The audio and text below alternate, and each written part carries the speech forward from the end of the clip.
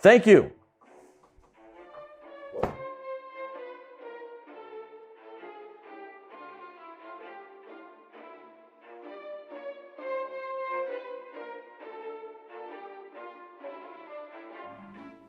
(2020). That means 1980 is 40 years ago.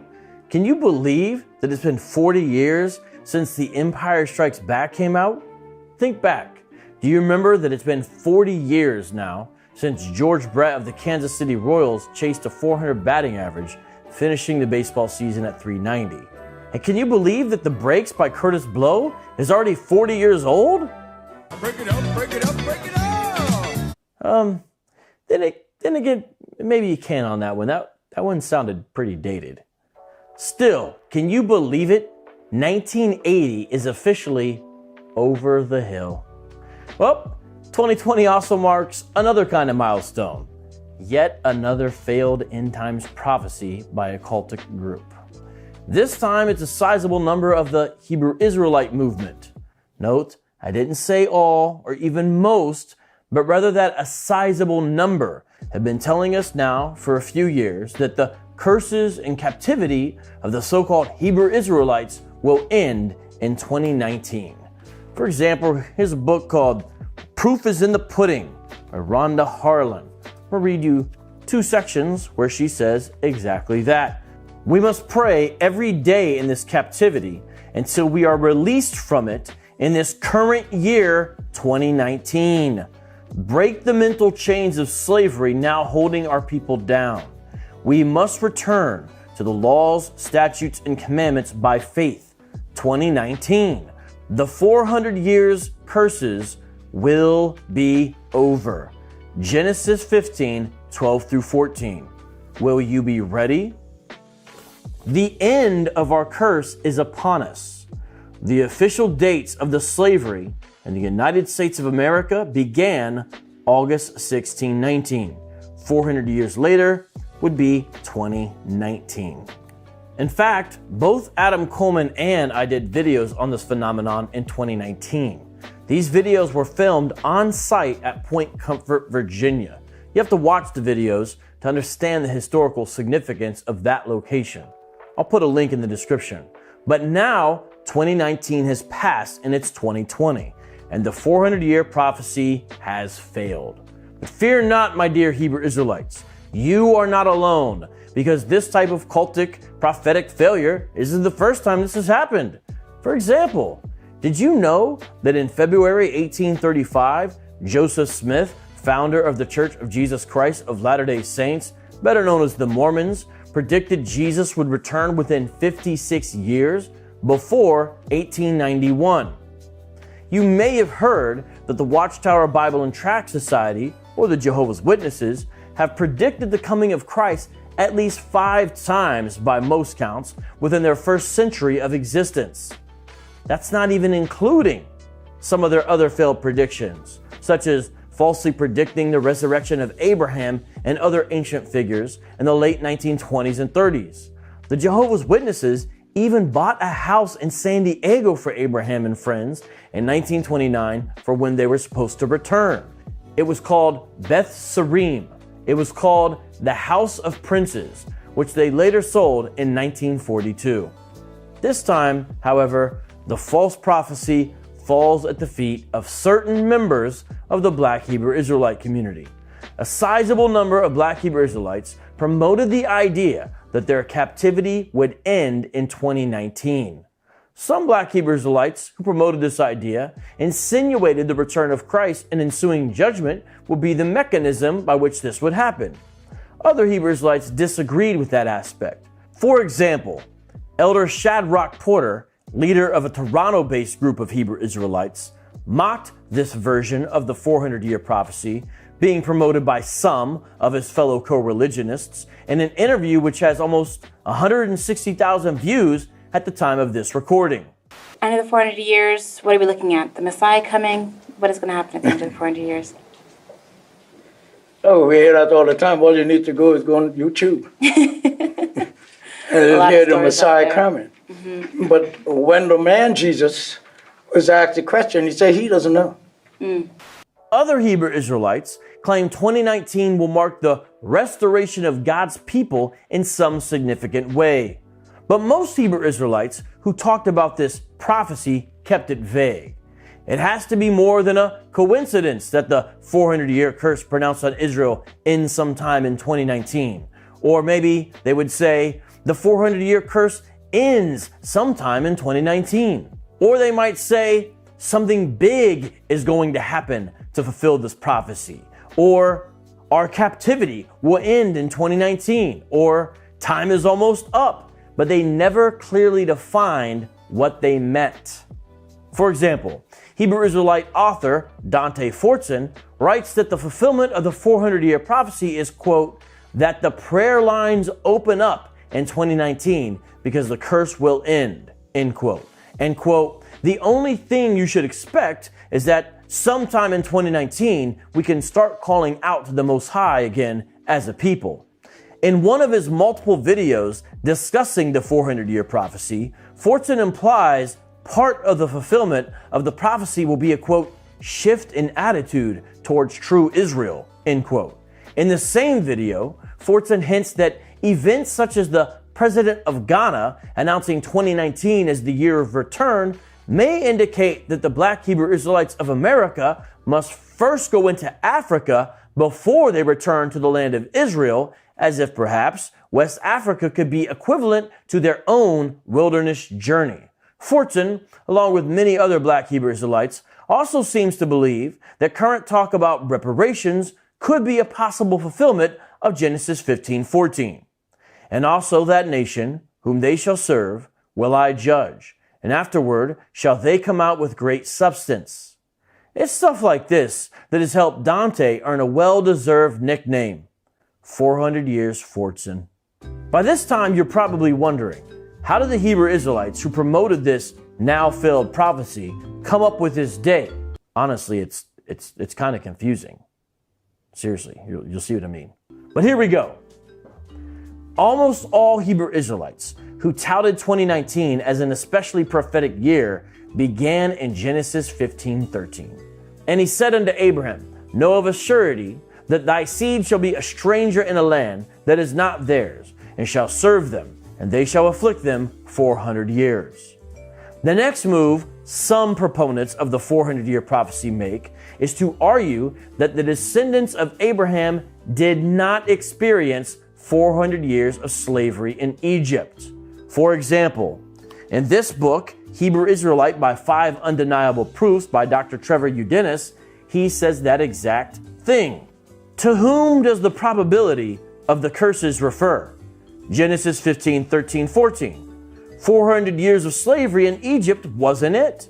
The answer is no, because they were not in Egypt for 400 years under a wicked Pharaoh, or in slavery for 400 years, but we were. I've heard directly with my own ears many Hebrew Israelites explicitly blame the movie The 10 Commandments for belief in the 400 years date, seemingly ignoring a possible confirmation of that number, Acts 7:6. And God spake on this wise, that his seed should sojourn in a strange land, and that they should bring them into bondage, and entreat them evil 400 years. Quick caveat, to be fair, there is some legitimate debate amongst historians on the question of the length of time of Hebrew bondage in Egypt. Some scholars land on about 400 years, or 430 more precisely, and others go with 215 years or so. To better understand these issues, I recommend Professor Jack Riggs' 1971 article on the subject, linked in the description below. But back to our Hebrew Israelite friends. The specific Hebrew Israelites who are proponents of the 400 years prophecy continue their argument this way. Since the Israelite captivity in Egypt was not 400 years, and yet 400 years were prophesied, the 400 years in captivity prophecy still must be fulfilled, since we know God's word is true and prophecy can't fail. The next step some of these Hebrew Israelites make is to then misuse Deuteronomy. You can't even pronounce. I've been saying that for years. I mean the right way.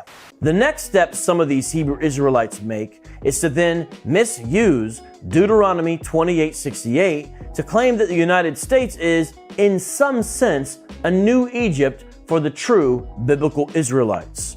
For example, Hebrew Israelites by 5 Undeniable Proofs by Dr. Trevor Udenis. I'm going to turn now to page 114. What is the probability of all these things occurring to one group of people 3,000 years after it's written?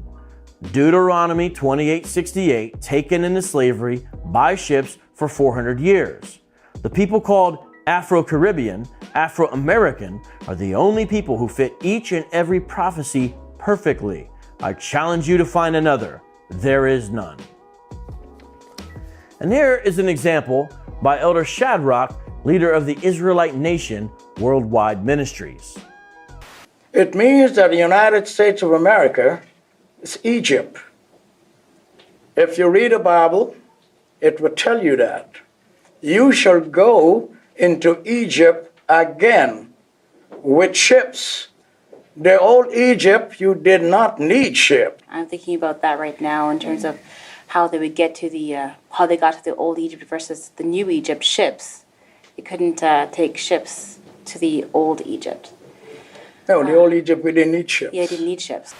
One thing to note, Elder Shadrach of INWWM seems to hold a different version of the 400-year prophecy, where he, and he's certainly not alone on this, argues that the first captivity in Egypt was indeed 400 years, and therefore this current captivity will also run 400 years as well, in the New Egypt, the United States of America. This position that both the current captivity in the USA, as well as the initial captivity in Egypt, both are 400 years, is yet another variant of the 400-year prophecy. Indeed, there are many variations of the 400-year prophecy, but they all share a basic premise.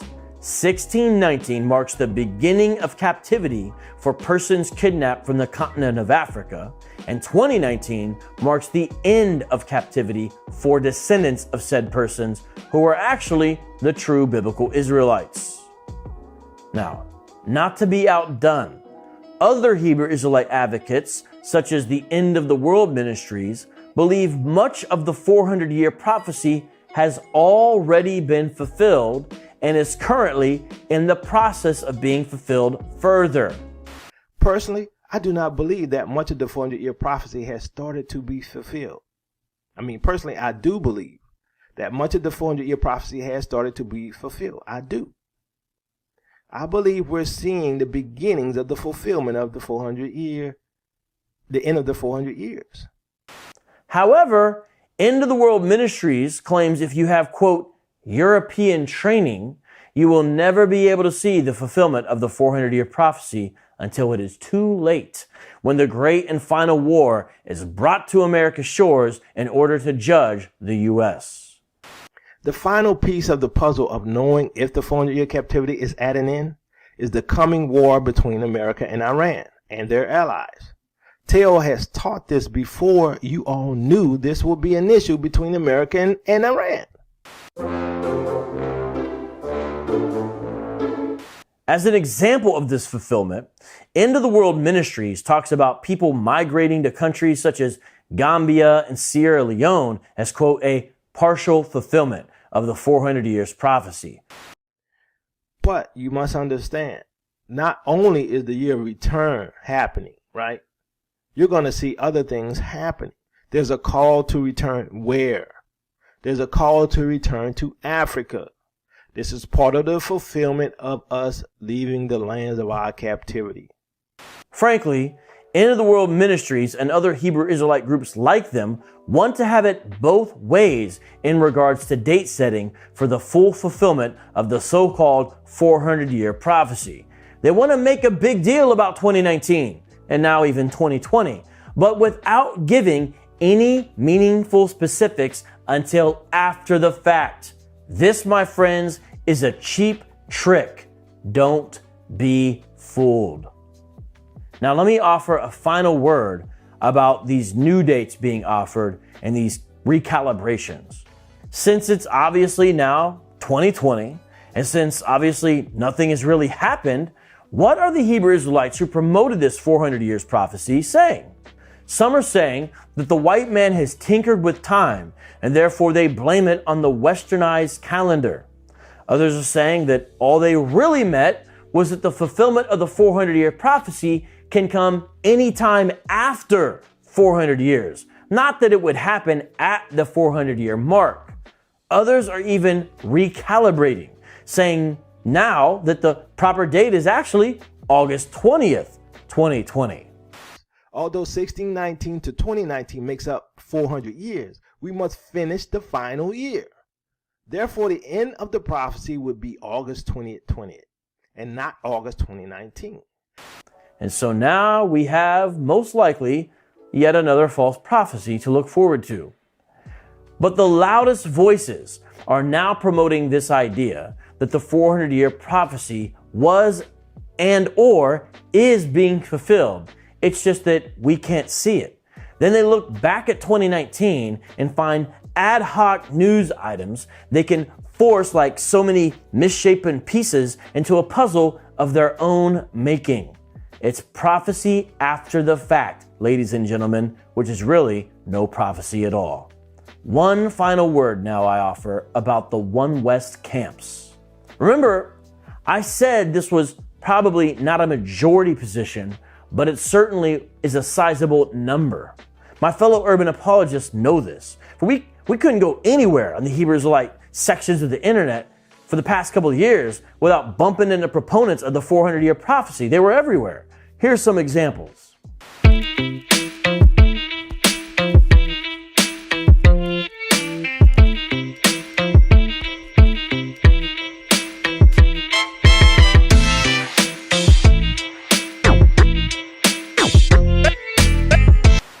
Still, there were certain groups, like the Israel of God, not One West, based in Chicago, who spoke out against the 400-year prophecy. And there were other groups. In fact, you know the Hebrew Israelite groups on the corner, the ones who like to yell? Yeah, those guys. We call those guys One Westers. Well, guess what? This is one they actually got right. Almost all the One West Hebrew Israelite camps came out against the 400-year prophecy before the fact. That's right. For example, here's a whole video of Vocab of GOCC debunking the 400-year prophecy. Now, his came out after the fact, but still, you get the idea. In fact, here's a video where a One West GMS Hebrew Israelite calls the 400-year prophecy a, quote, false doctrine, and says, quote, it's like the year 2000 prophecy all over again, end quote. Wait, what's that all about, you might ask? The year 2000 prophecy? Well, I think this is a case of fool me once, shame on you, fool me twice, shame on me. See, in the late 90s, the leader of the same group, the GMS Hebrew Israelites, Tahar, heavily promoted the false year 2000 prophecy. But this time around, Tahar and the GMS camp he leads are steadily against the 400 years prophecy.